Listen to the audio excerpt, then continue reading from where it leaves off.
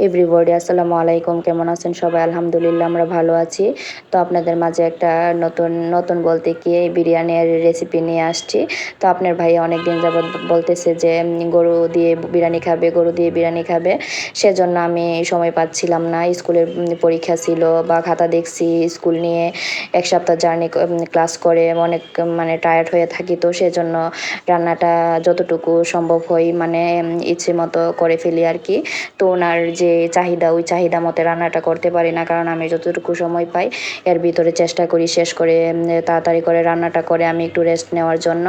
তো আপনার ভাইয়া অনেক দিন যাবৎ বলতেছে যে গরুর মাংস দিয়ে বিরিয়ানি খাবে, সেজন্য ভাবলাম যে আপনার ভাইয়াকে গরুর মাংস দিয়ে বিরিয়ানি, আজকে একটু ফ্রি ছিলাম, শুক্রবার ছিল, সেজন্য গরুর মাংস দিয়ে বিরিয়ানিটা রান্না করে দিব। তো আপনার ভাইয়া বলতেছে আচ্ছা ঠিক আছে। তো আপনার ভাইয়া বিরিয়ানির মশলা আমার বাসায় ছিল না, তো বিরিয়ানির মশলা এনে দিয়ে গেছে যে আমি যাতে বিরিয়ানিটা ওনাকে রান্না করে দিই, উনি বিরিয়ানি খাবে। কারণ অনেক দিন যাবৎ ওনার মন চাইতেছে বাইরে তো বিরিয়ানি খাই, কিন্তু বাসায় রান্না করা খাওয়ার মজাই আলাদা। কারণ বাসায় তো বউয়ের হাতে রান্না খাই, সেজন্য মনে হয় যে টেস্টটা অন্যরকম হয়। কারণ নিজের হাতে বউ তো রান্না করে অনেক ইয়া করে, মজা করে। কারণ এই রেস্টুরেন্টের খাবারের মধ্যে তো অনেক তেল থাকে, তো বউ তো আর এরকম করে না যে অনেক তেল দিয়ে মজা হোক আর না হোক অনেক তেল দিয়ে রান্না করে ফেলবে যে ওনার ক্ষতি হবে। তো বউ তো এরকমভাবে রান্না করে না, বউ তো রান্না করে যে যেভাবে রান্না করলে কোনো ক্ষতি হবে না সেরকমভাবে। তো দেখেন আমি প্রথমে মাংসগুলো কেটে নিয়েছি, ছোটো ছোটো টুকরো করে কেটে নিয়ে তারপরে একে একে মশলাগুলো দিয়ে তারপরে আমি মশলাগুলোকে ভালো করে মেখে নিয়ে ম্যারিনেট করে রেখে দিয়েছিলাম। তারপরে আমি পেঁয়াজ কুচিগুলো দিয়ে ভেজে নিলাম, ভেজে নিয়ে তারপরে আমি বিরিয়ানির সাথে আলু দিয়েছিলাম, কারণ আলু তো আমাদের ফেভারিট, আলু না দিলে আমাদের কোনোটাই জমে না। সেজন্য আমি আলুটা বিরিয়ানিটা ভেজে একে একে মশলাগুলো দিয়ে মাংসটা কষিয়ে নিয়েছি। কষিয়ে নেওয়ার পরে তারপরে আমি চালগুলো ধুয়ে রেখেছিলাম, চালগুলো ধুয়ে তারপরে আমি মাংস কষানো হওয়ার পরে মাংসটার মধ্যে আমি চালগুলো দিয়ে দিয়েছিলাম। তো চাল দেওয়ার আগে আমি আলুটাকে মাংসের সাথে কষিয়ে নিয়েছি, কষিয়ে নেওয়ার পরে আমি চালগুলো দিয়েছি, দেওয়ার পরে চালগুলো হালকা একটু ভেজে নিয়েছি, ভেজে নেওয়ার পরে তারপরে আমি বিরিয়ানির মশলাটা দিয়ে দিয়েছি, বিরিয়ানির মশলাটা দিয়ে তারপরে আমি পরিমাণ মতো পানি দিয়েছি, পানি দিয়ে আমি ঢাকনা দিয়ে গুঁড়ি দিয়েছি, গুঁড়ি দিয়ে তারপরে আমার যখন ভাতটা সিদ্ধ হয়ে আসবে, চালটা সিদ্ধ হয়ে আসবে, তখন কিন্তু আমার বিরিয়ানির ফাইনাল লুক চলে আসবে।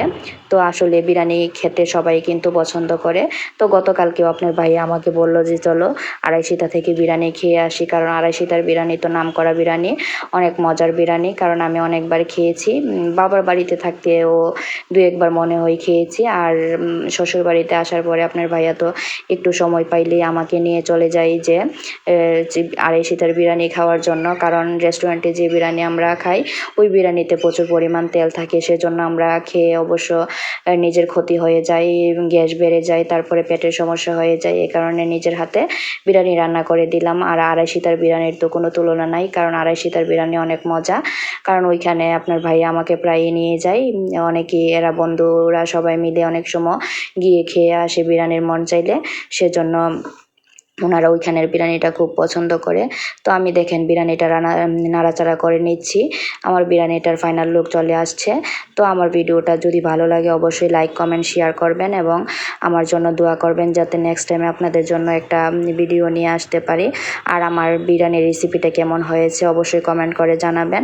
এবং দেখেন আমার বিরিয়ানির ফাইনাল রেসিপি চলে আসছে, এই যে আমার ফাইনাল রেসিপি, দেখেন কেমন হয়েছে অবশ্যই কমেন্ট করে, আমি আবারও বলতেছি অবশ্যই কমেন্ট করে জানাবেন কেমন হয়েছে।